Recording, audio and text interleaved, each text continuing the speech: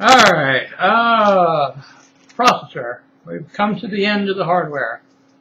When Dr. Lisa Su said Ryzen 3000 was coming, that was a real big deal because usually when you got talking new hardware, you're talking all new hardware in many cases. And I didn't know if AM4 was going to keep on going or not. But AM4 will keep going on, provided your motherboard vendor supports it. All you need is a BIOS update. And I was like, what do I want to do here? And I sat and I thought about it. I knew the motherboard would continue on. I made sure of it by getting a B450 board. But beyond that, my choice of processor, I wasn't quite sure what to get by that point. My build plan all of a sudden left the tracks, and I was thinking, oh boy. So I waited until July 7th to actually order the processor. And what I decided was I'm going to go for the Ryzen 3000 3600s, which is the upgraded version of the 2600 processor.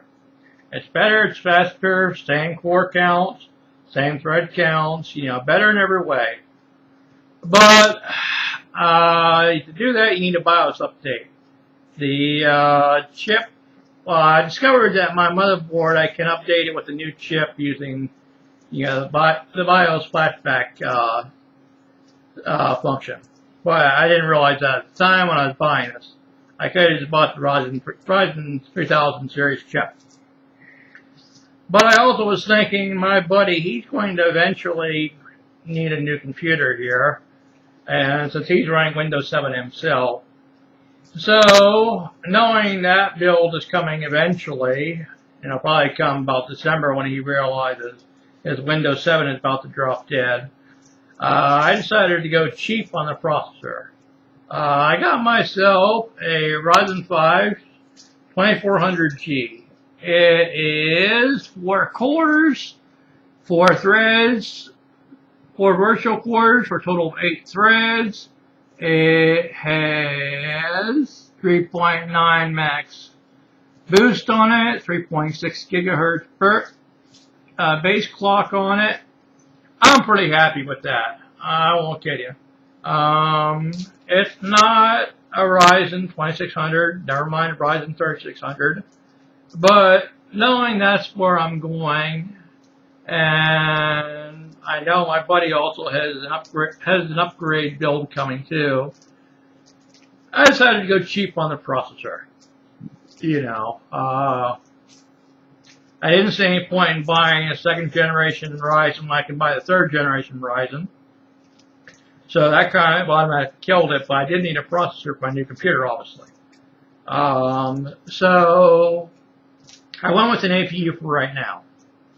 And then when my buddy, signals he's ready for a new computer build, I'm going to then order the Ryzen 5 3600 and use that, and then chances are I will simply give him this processor. By then I'll have had my fun with it and enjoyed it and did everything else, and he'll be happy with it because right now he's working with an Athlon quad core.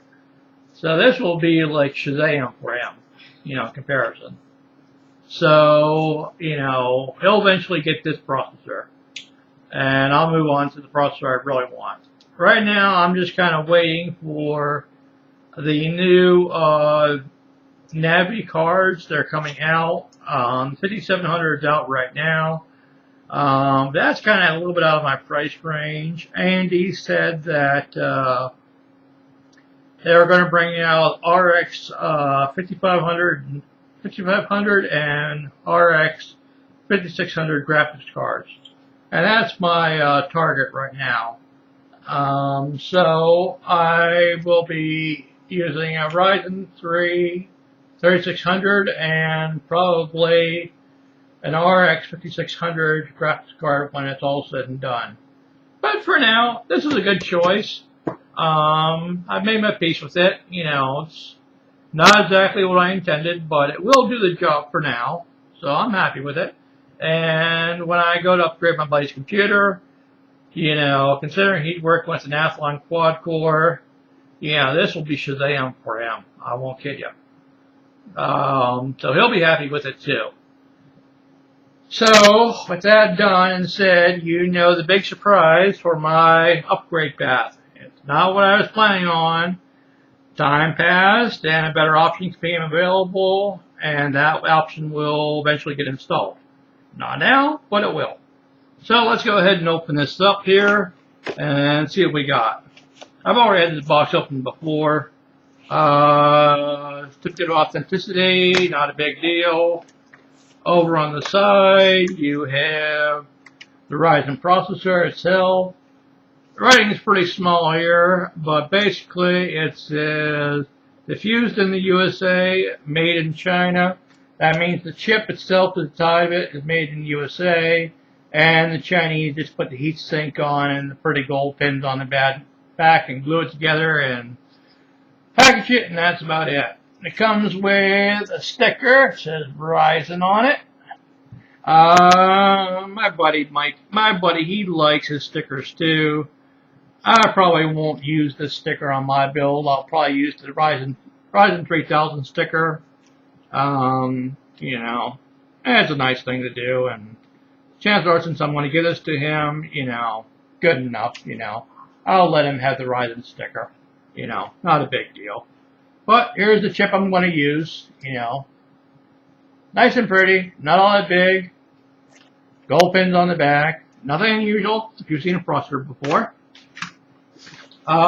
Just about all Ryzen's, all AMD processors have a box cooler of some type.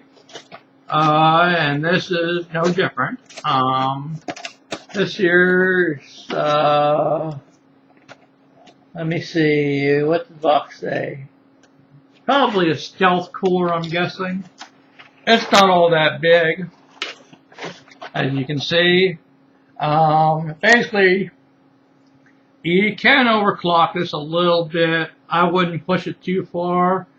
You might get maybe 100, 200 megahertz more out of it, but don't push this cooler too far. But at stock speed, it'll more than do the job. As you see, it's not all that thick. That's why, you know, you don't want to push this thing all that far. On the bottom, has pre-applied thermal paste to it. Good job, AMD. Which brings into question Intel processors. Intel processors, they don't come with a box cooler. You know, you pay 50% more for an Intel processor, but yet you don't get a fan or a heatsink on it. Does anyone really understand that one? I don't. You know. Now, how does this thing go back in here? It goes back in here somewhere. I'll figure it out in a minute. Alright, there we go. That should do. But, you know, for those trying to build on the cheap, you know, AMD is the way to go, simply because you get the boxed cooler. So you're all ready to go. And, you know, if money is concerned, which for most people it is, you know, that's the way to go. Get an AMD processor, you'll be more than happy with it. The only time you really need an Intel processor if you really want like total top performance. But the problem is with AMD's Ryzen 3000 chips, you know, that argument is mute. I wouldn't lay a whole lot of faith in that, you know, Intel being the best anymore. AMD's Ryzen 3000 chips have made a very compelling argument against Intel chips. And, you know, that box cooler, you know, you don't have to go out and buy something extra. I mean, that's, you know, that's pretty good. You know, I mean, can't deny that. But in the end, you know, it is what it is. This isn't quite the plan I had planned, but I'm happy with it. I know where I'm going with this in the future. Right now, this 2400G will do just fine. You know, it's good. It's about the same speed as my current A10 Trinity chip in my computer, an APU. So, you know, it has about the same speed and has bigger cores on it. And it has 4 additional threads, which is better than my chip right now. So it'll be actually an improvement on what I have, you know. So that's pretty good too. Like I said, for my buddy who will probably have to build a new computer for about Christmas time, I'm pretty sure he's getting this guy. You know, it'll make him happy, and he really won't care. It's something I'm going to throw in for free. That means all he's got to do is buy new RAM and new board, and that's about it, you know. So, you know, it's Christmas. I'll be in a generous mood. Good deal, you know. So, now, what about Windows? This is the end of the hardware. Now, in the old days, you know, I would keep going with one more piece. Windows. That box that has that DVD with Windows in it. Well, Microsoft, they have changed the system. You can go out there and you can buy Windows in the store, which comes on a USB stick. You can't get them on DVD anymore, as far as I can tell. From what I heard, though, there may be some problems with the USB stick. I don't know. Some say it's a good stick, some say it's not. I don't know. What you can do is you can download Windows on a USB stick on your computer to put on a new computer. Now, while you can download Windows for free, you still have to activate it with a proper Windows key. For that, you have basically 2 choices. You can go to a third-party key seller, and those keys, Windows keys, can be very cheap. But I have heard that some of those sellers, sometimes Microsoft will brick some of those computers with those third-party vendor keys. So I don't feel all that terribly confident in using, you know, third-party vendor.